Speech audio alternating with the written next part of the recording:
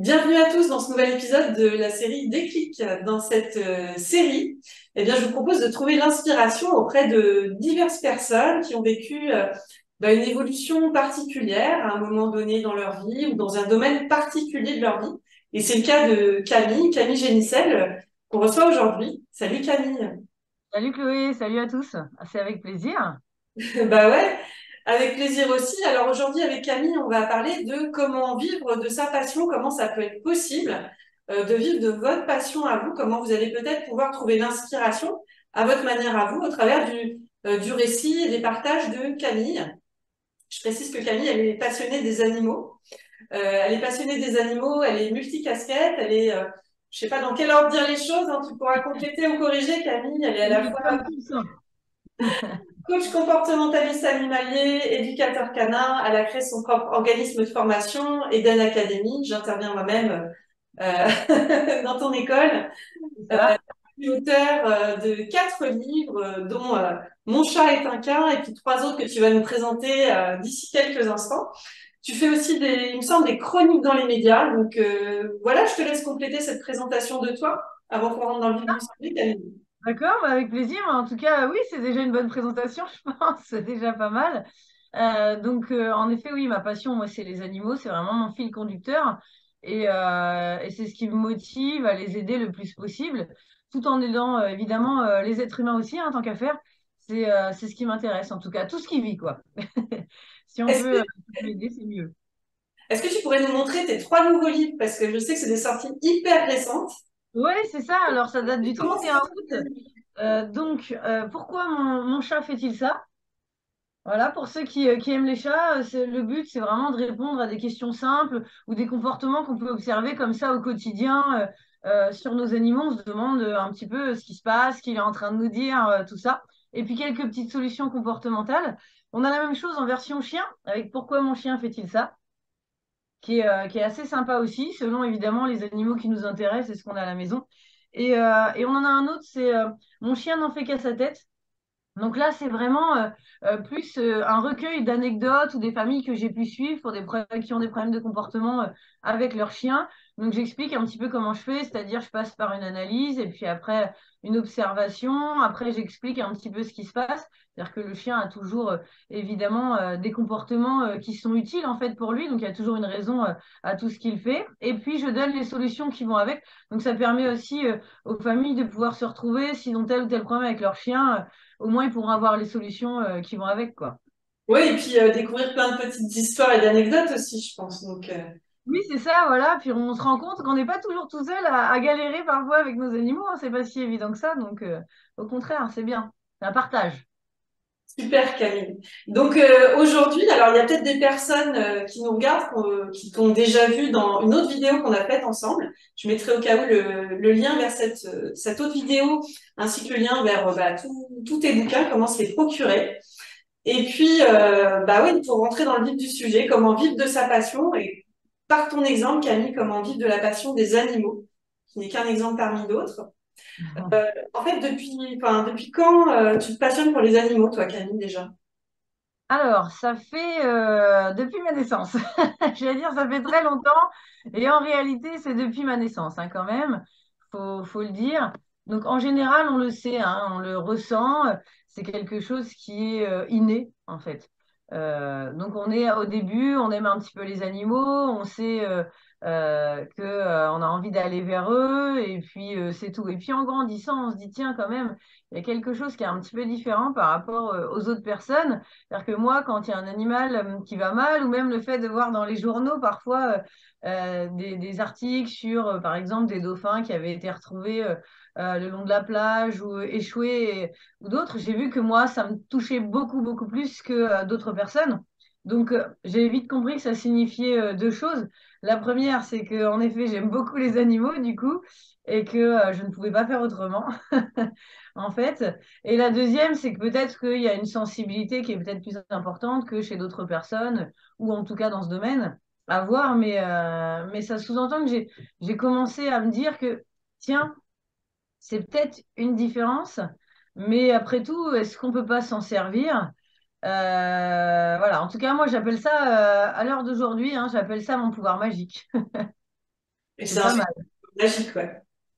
Et moi, ce que j'entends entre autres dans ce que tu dis, c'est euh, pour que ça parle à toutes les personnes qui nous regardent, c'est faire attention finalement à tout ce qui nous touche, en fait, déjà comme sujet. C'est déjà pour vivre de sa passion, déjà repérer ses passions, hein, parce que des fois, je sais pas comment le dire, mais je trouve que des fois, on le reconnaît même pas tout à fait. Oui, c'est ça, hein. Je pense que oui, tu es bien placé aussi pour le savoir. Alors, ouais, on le reconnaît pas assez et je pense aussi que la société ne nous y aide pas. C'est-à-dire qu'ils vont, en quelque sorte, ça va nous, au contraire, nous bloquer ou si on écoute un petit peu trop notre environnement ou les personnes qui peuvent être autour de nous, ça va être, oui, mais un travail, en quelque sorte, faut pas que ce soit sa passion, c'est forcément quelque chose qui est peut-être parfois difficile, parfois qui est auquel on prend pas forcément plaisir à faire. Un travail doit rapporter de l'argent avant tout, donc il faut pas vivre de sa passion. Qu'est-ce qu'on peut entendre d'autre aussi? Oui, que bah, les animaux, là, en l'occurrence, dans mon cas, les animaux, on s'en fout. C'est pas grave, ce sont des animaux. Qu'est-ce que tu veux faire avec des animaux? À part veto, il n'y a pas grand-chose à faire. Ou des choses comme ça. Alors qu'en réalité, bah, c'est tout l'inverse, quoi. C'est possible. C'est possible. Et donc, justement, c'est à quel moment que tu as eu, je sais pas, le déclic, s'il y a eu un moment déclic, le moment où tu t'es dit, tiens, j'ai envie de vivre de ma passion. Alors, en fait, ça prenait de plus en plus de place, en fait, en grandissant, arrivé à l'adolescence. Donc, je me suis aperçue de cette sensibilité, comme je disais tout à l'heure, sur certaines choses. Et puis, j'ai commencé, au niveau éthique, à vouloir faire des choses pour les animaux, pour les protéger. Et naturellement, je me suis dirigée vers un bac en rapport avec la nature, les animaux, en tout cas, ce qui se rapprochait de plus, parce que malheureusement, ça n'existe pas. Donc, j'ai fait un bac biologie. Donc, pour moi, c'est vraiment la matière qui se rapprochait un petit peu de tout ça. Bon, il se trouve que c'était limite, mais bon, quand même, c'était déjà ça. Et puis après le bac, je suis allée donc à l'université, à la fac, et je me disais, bon, bah pareil, je vais continuer dans la biologie pour continuer d'apprendre beaucoup plus sur les animaux, sur la nature.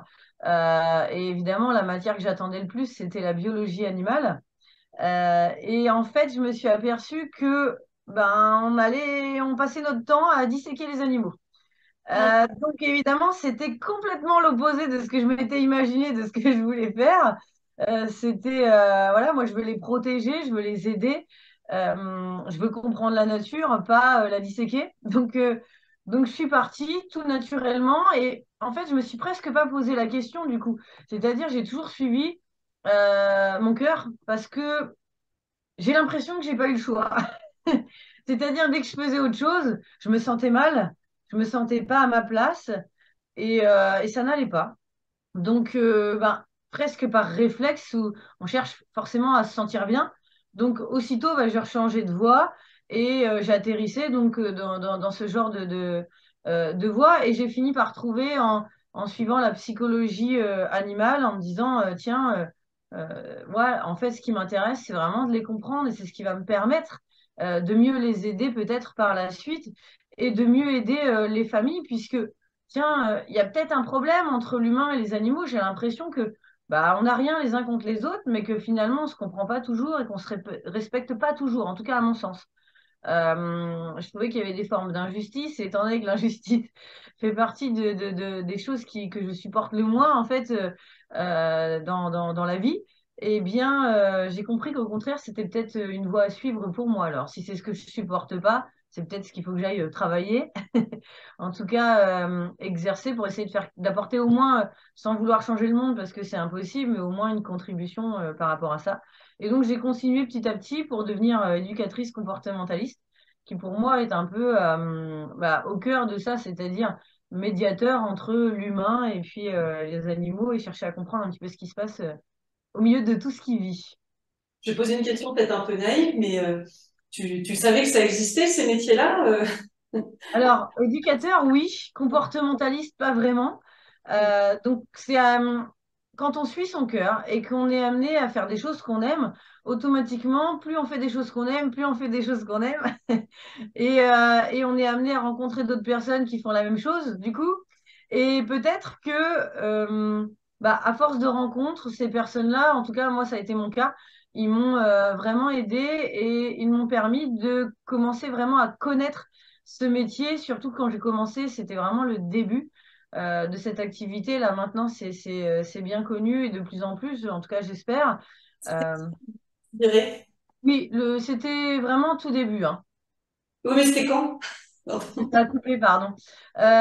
C'était à peu près il y a une vingtaine d'années, un peu D'accord. plus. Ouais. Mm. Donc ça date, ça, maintenant. Enfin, j'espère que tout le monde Le le sait. métier est apparu en France ou à un niveau plus vaste?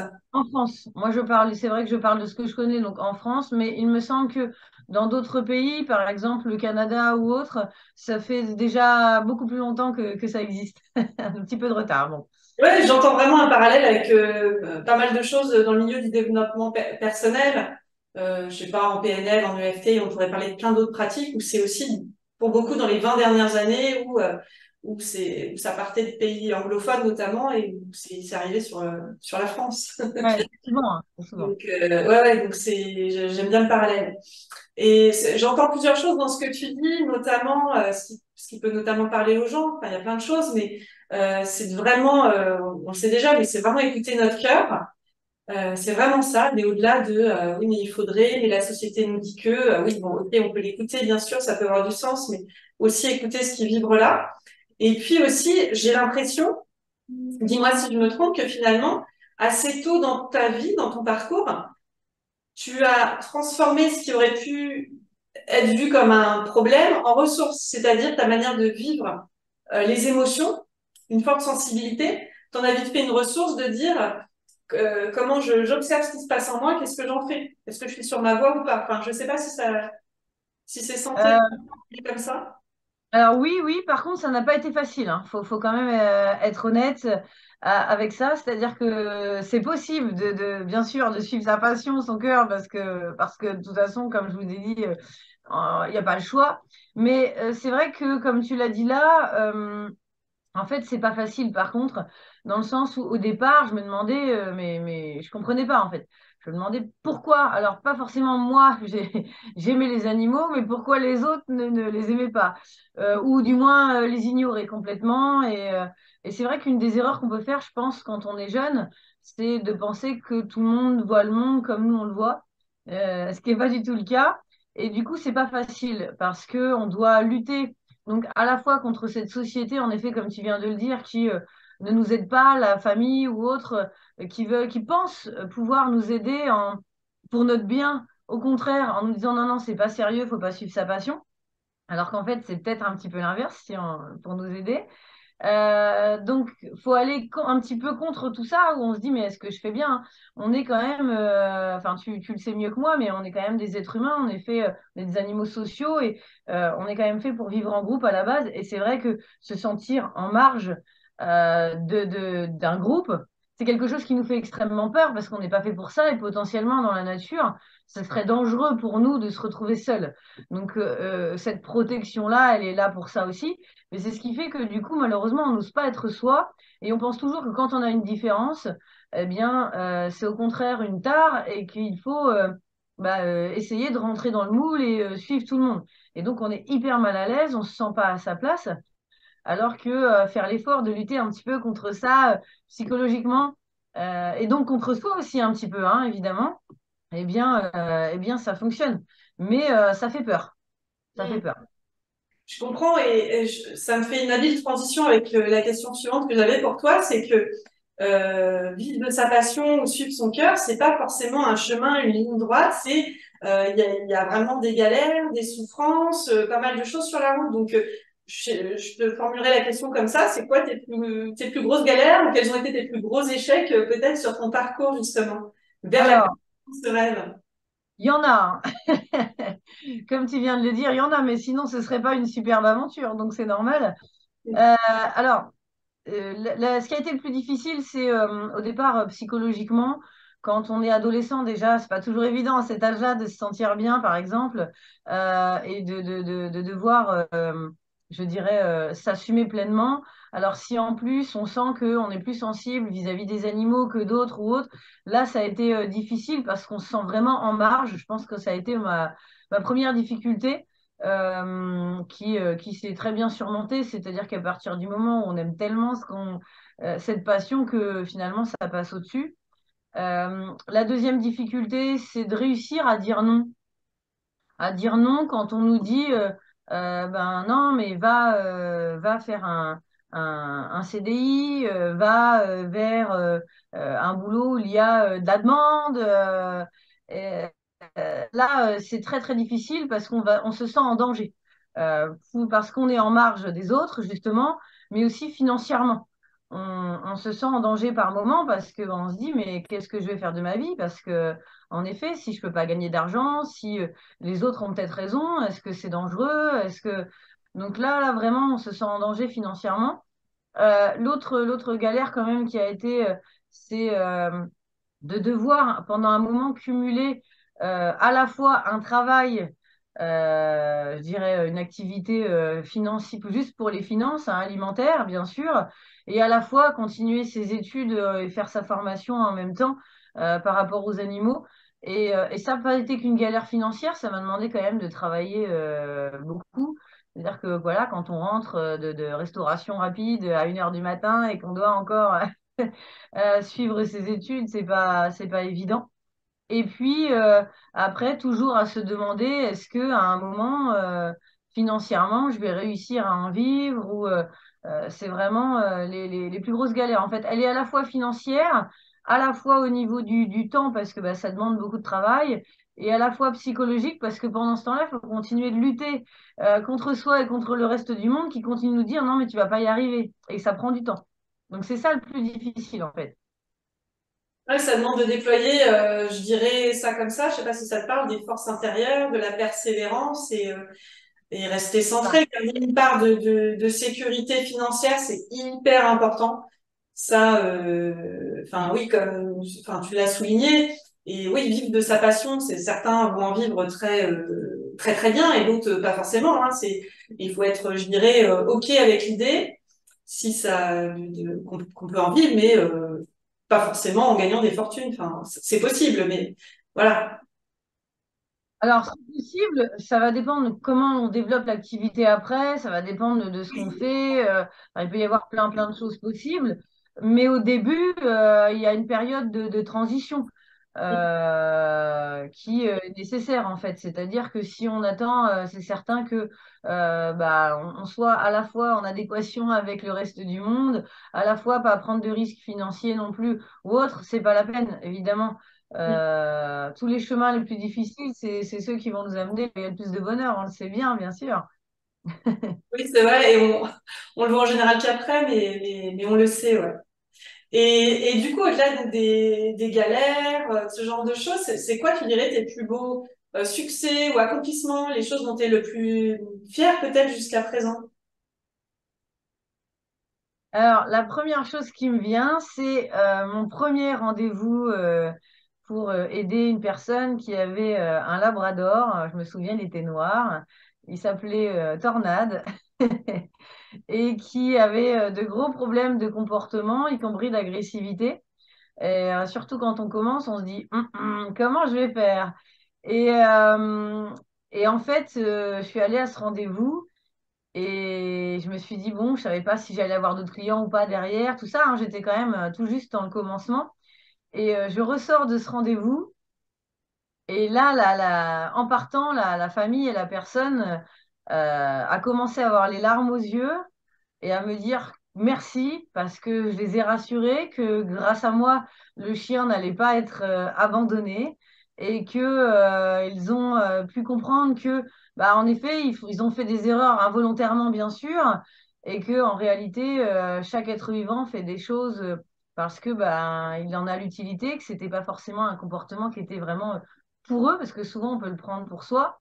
Et voilà, ils étaient très heureux et je pensais pas avoir un retour aussi énorme dès Hmm. le premier rendez-vous. D'autant qu'au départ, on n'est pas trop sûr de soi, c'est normal. Et je m'attendais pas non plus à faire un sauvetage comme ça. Et alors là, je me suis dit, c'est bon, quoi. Ça valait le coup jusque-là de passer par ces étapes-là. Et après, s'il me restait déjà que quelques pourcentages de questionnement par rapport à ce futur métier, après ça, j'en ai plus jamais eu, hein. C'est-à-dire que je me suis plus jamais, j'ai plus jamais douté de moi, ni de cette passion, ni de ce travail, ni de ce que je pouvais apporter aux familles, même quand parfois on a un petit peu moins de récompenses, parce que certaines personnes s'expriment moins ou autres, ça arrive. Mais on sait qu'on est sur la bonne voie parce que ça a été vraiment incroyable. Et vraiment plein d'énergie, plein d'émotions. Et ouais, c'était chouette. Ouais, j'en reparle encore, ouais, ça me touche. C'est Ouais, ouais, ça a super. l'air lourd. Et du coup, enfin, je sais pas si ça, moi, je pense que ça compte d'un regard extérieur dans tes grands accomplissements. Il y a aussi bah, la création de ton organisme de formation. Enfin, je sais pas si toi, t'inclus ça aussi. Oui, si, exactement, oui. C'est-à-dire qu'après, le deuxième grand accomplissement, c'était vraiment ça. C'est-à-dire que après, je me suis dit, mais il faut absolument que toutes les personnes qui sont comme moi, ou ont ressenti ça, ou sont passées par des moments à leur adolescence, pendant la vie étudiante, pendant leur activité professionnelle en tant qu'adulte, jusqu'à parfois 40 ans, 50 ans, on fait quelque chose souvent qu'on n'aime pas. Et je me suis dit, mais il faut absolument que tout le monde sache que c'est possible qu'on peut en vivre et ce que ça fait en fait de ressortir de ce genre de rendez-vous et d'avoir cette énergie-là et ces remerciements-là, quoi. C'est hyper gratifiant et on se rend compte qu'on est à notre place. Et donc je me suis dit, mais si je peux en plus aider d'autres personnes à vivre ce que moi j'ai vécu, c'était tellement un bonheur que j'ai décidé de créer cet organisme de formation-là des années bien plus tard, avec beaucoup d'expérience, beaucoup d'échanges, etc. Mais j'ai fini par le faire. Beaucoup de travail, ça demande énormément de travail et d'investissement à tout niveau. Et là, à l'heure actuelle, c'est vrai, quand je vois les personnes qui sortent de la formation, qui me donnent des nouvelles et qui me disent que ouais, c'est super d'aider les familles qui peuvent en vivre et que ils voient des chiens, des chats et qu'en fait, ben oui, tout est possible et que en plus, j'ai pu participer à changer leur vie. Je pensais pas pareil non plus avoir autant de retours. C'est extraordinaire en fait, c'est extraordinaire. Distribution d'énergie positive. Ouais, c'est génial. Ouais. Et je sais pas si c'était ton cas. Est-ce que tu dirais que, enfin, au-delà de tous ces ressentis qui t'ont fait, qui te font encore te sentir à ta place par rapport à tout ça, est-ce que tu dirais qu'il y a eu je sais pas, des signes, des synchronicités sur ton parcours parfois? Alors oui, il y a eu beaucoup de choses hein, alors des signes. Souvent, c'est via les animaux, du coup. Il y a des animaux qui vraiment nous envoient certaines choses comme ça qu'on pourrait qualifier de ah ouais, non, mais là, c'est mon travail. Alors moi, en l'occurrence, au départ, ça a été surtout mes animaux personnels. Donc, mon lapin nain que j'ai eu quand j'étais adolescente, où bah, j'ai vite compris que quand elle est morte, que bah, en fait, c'était ma voix et qu'il fallait absolument que je comprenne comment ça se passe et si elle avait été heureuse ou pas, ça m'intriguait et qu'est-ce qu'il fallait faire pour rendre heureux une autre espèce. Donc, ça a été le premier signe.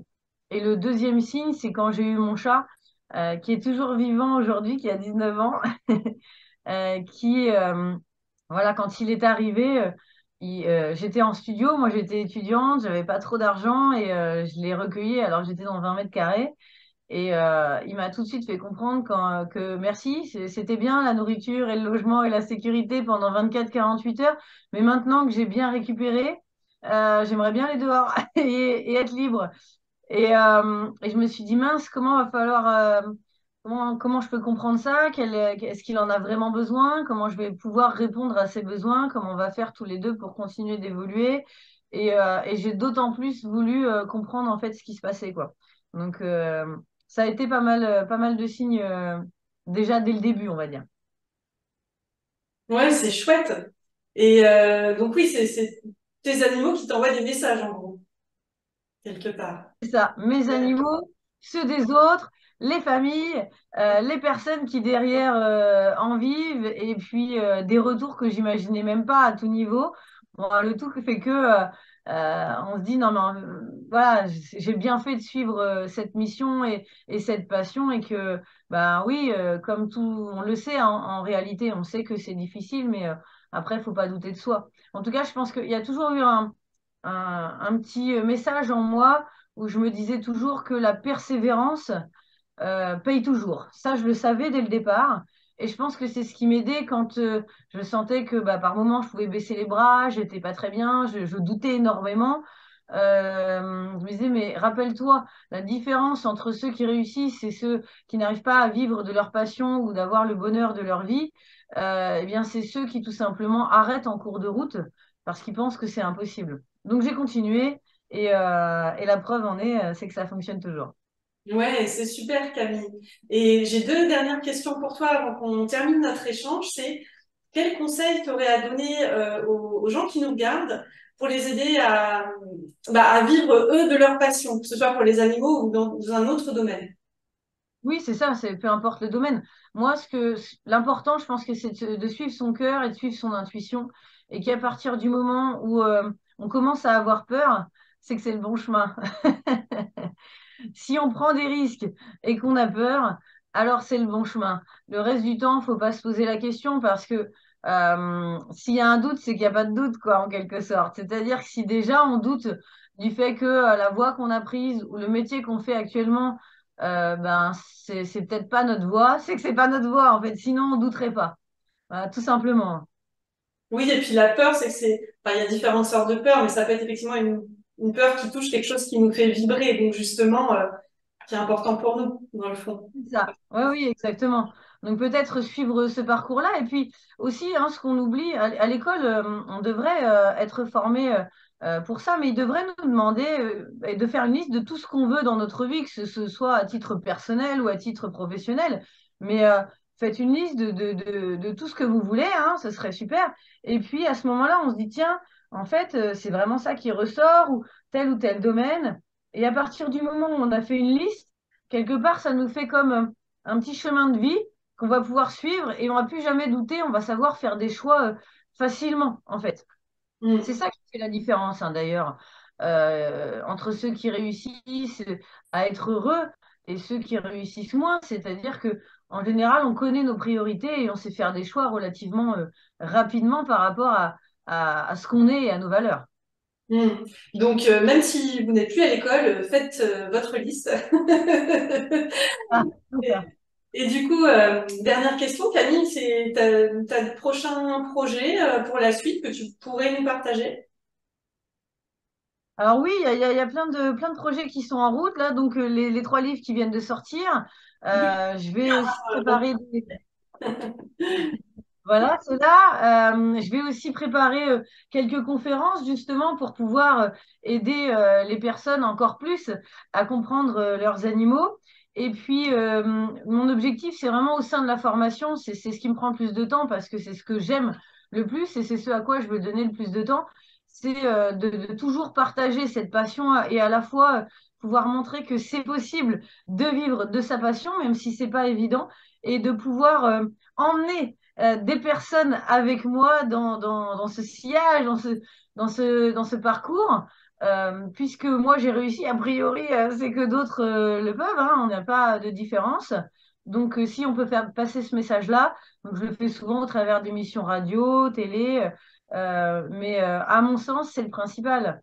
Comme ça, enfin, à vrai dire, beaucoup de personnes pensent qu'il faut faire un métier qu'on n'aime pas, tout simplement parce qu'il y a des débouchés, alors que non, et j'ai envie de partager ça, tout simplement. Ouais, c'est chouette et j'entends le c'est possible qui revient pas mal et je pense que c'est une bonne manière de terminer cet échange, que c'est possible. Ça, c'est tout à fait possible. Et ben merci beaucoup Camille. Avec plaisir, à très bientôt.